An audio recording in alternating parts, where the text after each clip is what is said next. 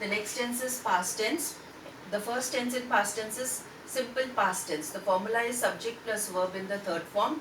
When do we use simple past tense? When the action is completed in the past. He played violin. The action is completed.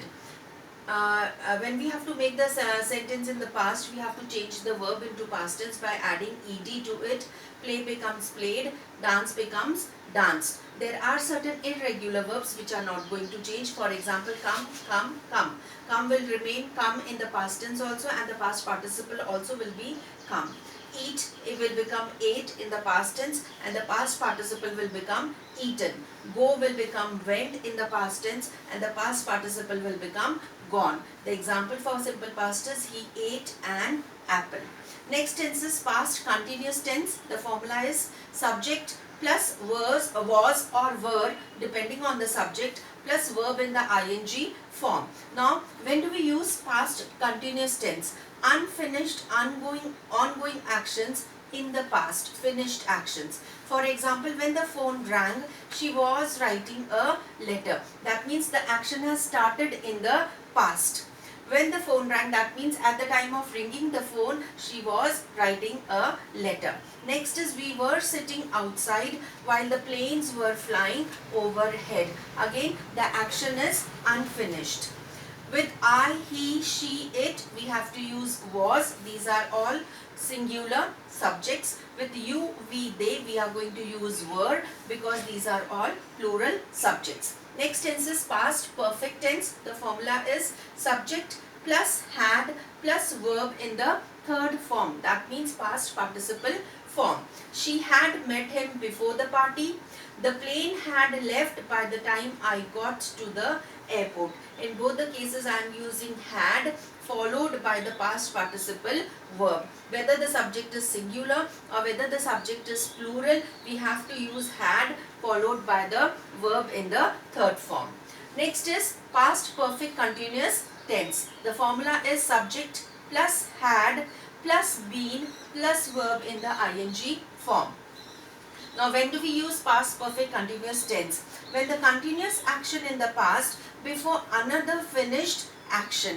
That means, for example, I had been working at the company for 5 years. When I got the promotion, the complete action is when I got the promotion, and the continuous action is I had been working. Next example is Ram had been walking 3 miles a day before he broke his leg. The finished action is he broke his leg, and the continuous action is Ram had been walking.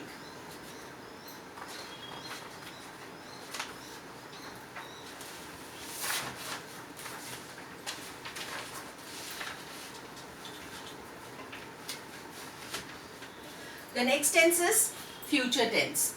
In the future tense, first tense is simple future tense. The formula is subject plus will or shall plus verb in the first form. He will come here tomorrow. The action is going to happen. He will go to England in the next week. I shall come here tomorrow. With I, we use shall, and with rest of the subjects, we are going to use will. Next is future continuous tense. The formula is subject plus will plus be plus verb in the ing form. Ongoing actions in the future. We use future tense for ongoing actions in the future. Example, Eric will be running a marathon this Saturday.